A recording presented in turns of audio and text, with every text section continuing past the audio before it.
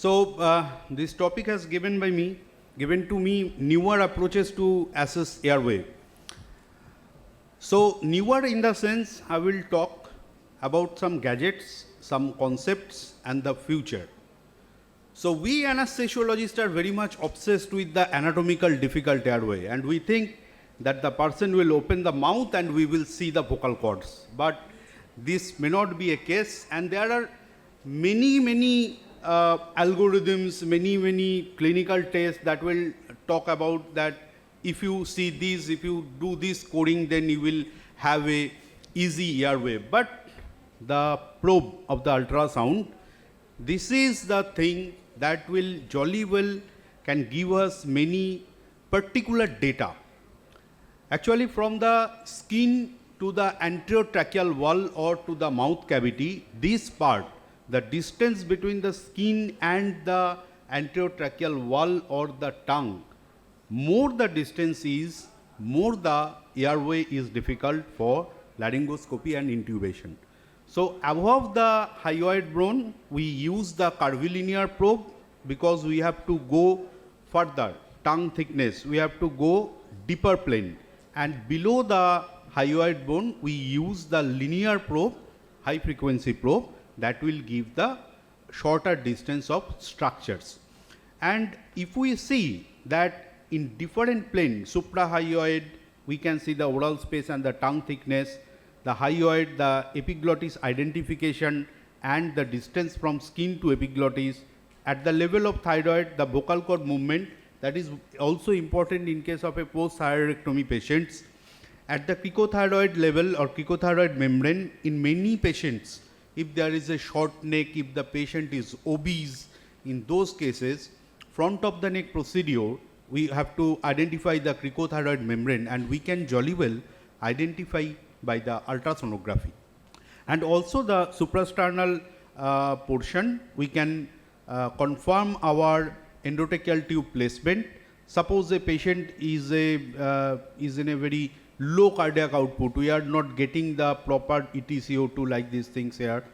This ultrasonography will definitely help, and also we can get the outer diameter of the required double lumen tube in the suprasternal area by the ultrasonography.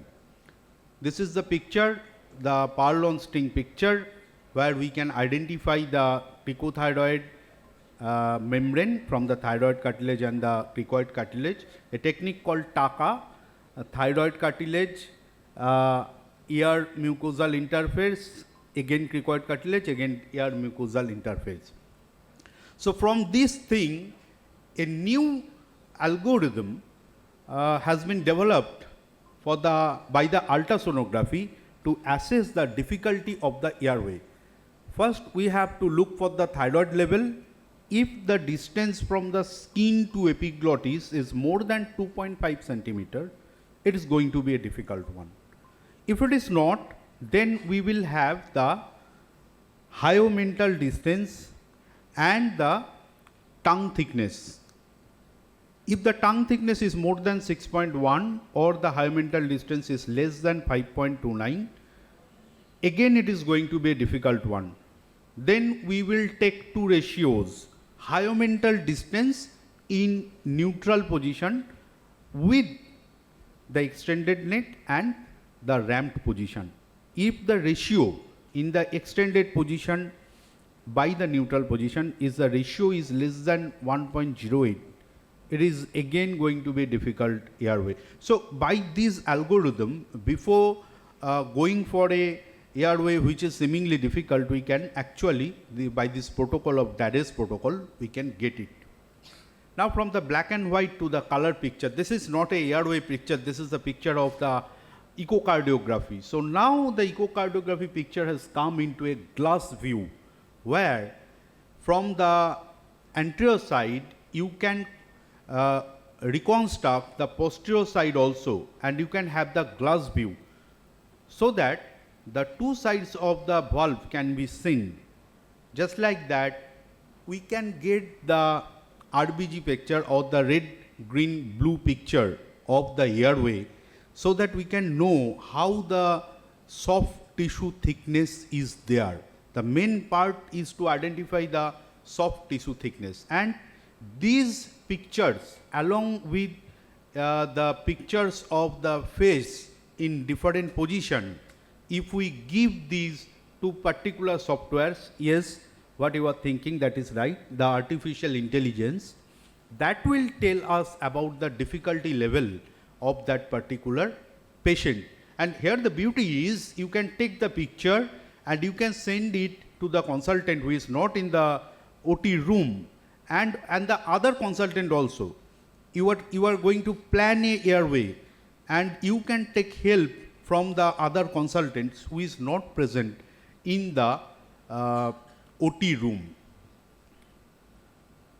So birds sing, but birds produce their voice. They have larynx, but not for larynx. They produce their voice from syrinx. So syrinx is the voice organ for the bird. Now larynx usually is on the upper part of the trachea, but syrinx is at the carinal part of the birds. So from this thing, and many birds can actually produce different sounds from the different lung. They can actually have a duet, internal duet. So this thing, after research, this has been seen that the voice can give us some idea about the difficulty of the airway in human being also.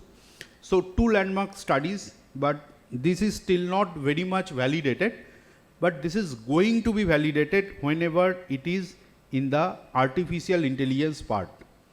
In the artificial intelligence, from the voice, it can be reconstitute, or it can reconstitute the size of the mandible, the length of the trachea, and the breadth of the trachea, all these things. So these are two papers. And from all these things, the AI that I was talking about, the future, from the AI, different algorithm can be made. So like the gadgets of the ultrasound, like the usage of the AI, we can further specify our algorithms, and it will be 1 + 1 = 3. Now for the difficult video laryngoscopy, video laryngoscope can be a difficult one, and for the adult difficult video laryngoscopy, there is a VDX score. Whenever we are doing a video laryngoscopy, this score, we can use this score, and if the score is more than 1, probably it is a bit difficulty. So whenever you are doing a video laryngoscopy, you can calculate the score in your mind, and you can think that yes, this may be a difficult one with the video laryngoscope also, and I should go for the plan B, or I can take help. The same thing, the pediatric score for the pediatric difficult video laryngoscopy. So I am just mentioning this thing so that we can have an idea that how it is going first. This is a part of preoperative endoscopic airway evaluation. If you have the scope, you can do a simple scopy by the nasoendoscopy, or what I do, I just ask the patient to open the mouth and either see if it is can be seen, and there is a good view of the structure, and the score of simplified airway risk index, or SARI, that can be constituted from here or calculated, and that can give a beautiful idea that if I get into trouble, if the bronchoscope or the video laryngoscope, whatever may be, is going to help us. Now the crash. We were talking about the physiological difficult airway.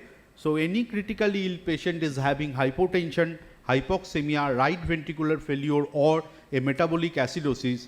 These patients usually have some problem during intubation and the induction. And the INTUBE study has showed that in critically ill patient, nearly 40% of patient is having or is used to have a cardiovascular instability. Then around 10% is severe hypoxemia or cardiac arrest, even in the 3.1%.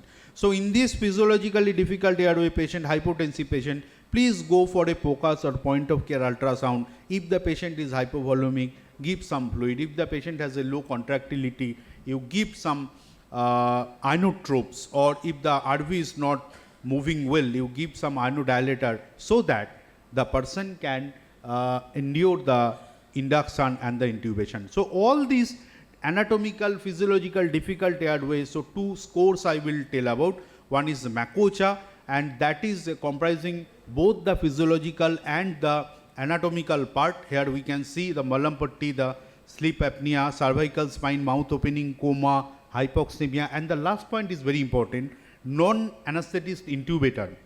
If the critical care specialist is not from the anesthesia per se, then it is going to be a difficult. This is the Haven criteria, the hypoxemia external size.